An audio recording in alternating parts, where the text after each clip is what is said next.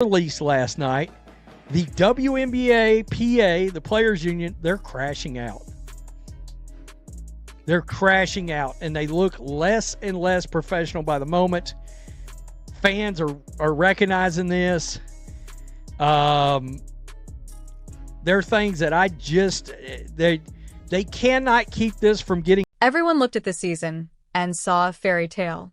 They saw the sold-out arenas, the merchandise flying off the shelves, and the television ratings shattering records that had stood for decades. To the casual observer, the WNBA wasn't just surviving, it was finally thriving. It felt like the moment everyone had been waiting for, the turning point where women's basketball would finally stand on its own 2 feet and dominate the sports landscape. But while the cameras were focused on the rookie sensations and the highlight reels, a completely different story was unfolding in the back offices. It was a story of red ink, skyrocketing expenses, and a business model that was cracking under the weight of its own ambition. And now Stephen A. Smith, arguably the most influential voice in sports media, has pulled back the curtain on this disaster. He isn't talking about championships or MVP races anymore. He is confirming a financial reality that is terrifying. The league is bleeding money at a rate that could lead to a total, indefinite shutdown. We aren't just talking about a bad quarter or a dip in profits. We're talking about an existential crisis that threatens to wipe the league off the map just as it's finding its footing.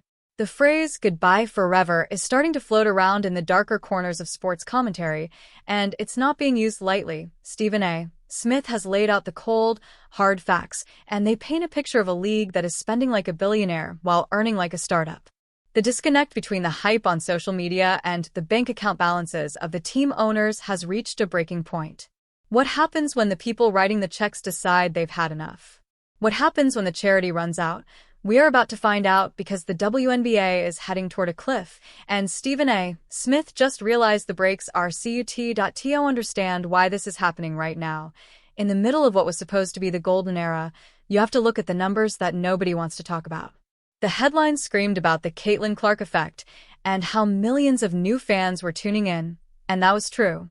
But popularity does not always equal profitability, and Stephen A. Smith has been banging this drum louder than anyone. A recent report surfaced that sent shockwaves through the sports world.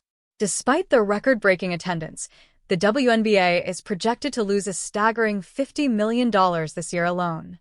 Let that sink in for a second. In the year where they had the most eyes on them in history, they're set to lose more money than they did when nobody was watching. How is that even mathematically possible? The answer lies in the infrastructure.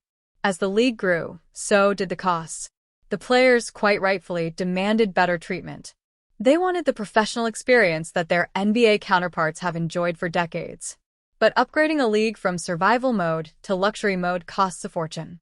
Stephen A. Smith pointed out that the revenue, while up, simply hasn't caught up to the explosive rise in operating costs. It's the classic trap of expanding too fast. The league started writing checks that its current revenue model couldn't cash, banking on a future windfall that hasn't actually arrived yet. Now they're staring at a $50 million hole in the ground, and the people responsible for filling that hole are starting to get cold feet. This brings us to the most uncomfortable truth of all, one that Stephen A.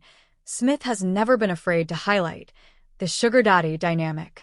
For the entirety of its existence, the WNBA has not been a self-sustaining business. It has been subsidized heavily by the NBA. The NBA owners own approximately half of the WNBA, and for over 25 years they've been covering the losses in the business world. You usually cut a division that loses money for 2 decades straight. But the NBA kept it going, viewing it as an investment in the growth of the game. However, investments are eventually supposed to pay off. SAS is now reporting that the patience among these billionaire owners is wearing thin. It's one thing to subsidize a league losing $10 million quietly. It's another thing entirely to subsidize a league losing $50 million while the players are publicly demanding even more money. That is the friction point that could cause the shutdown. The NBA owners are looking at the balance sheet and seeing a disaster. Meanwhile, the WNBA players are looking at the TV ratings and seeing leverage.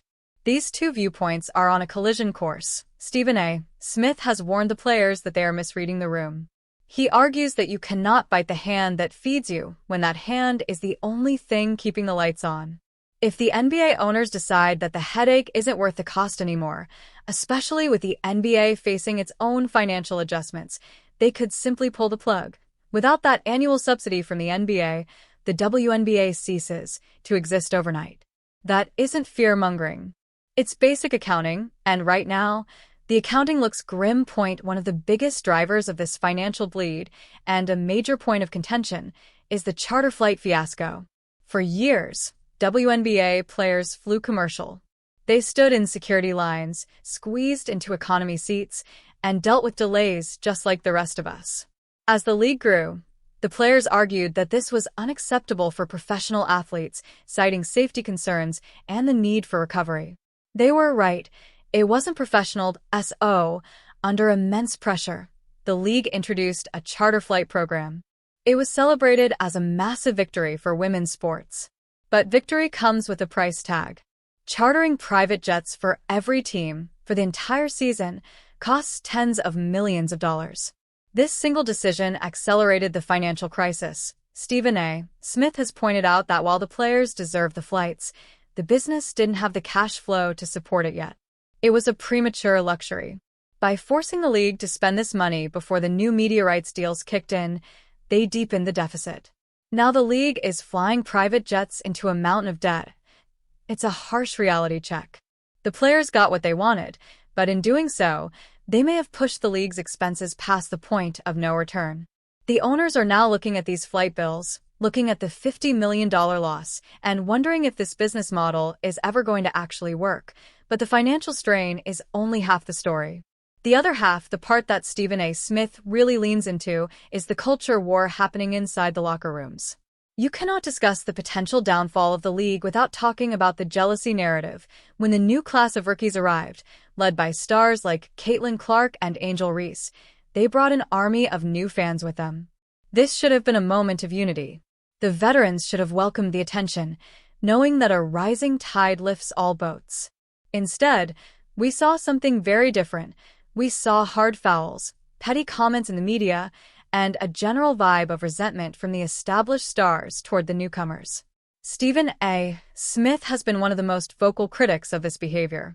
He has gone on air multiple times to tell the WNBA veterans that they are sabotaging their own bag. His argument is simple. The money comes from the fans. If you alienate the fans by bullying the players they came to watch, the money leaves.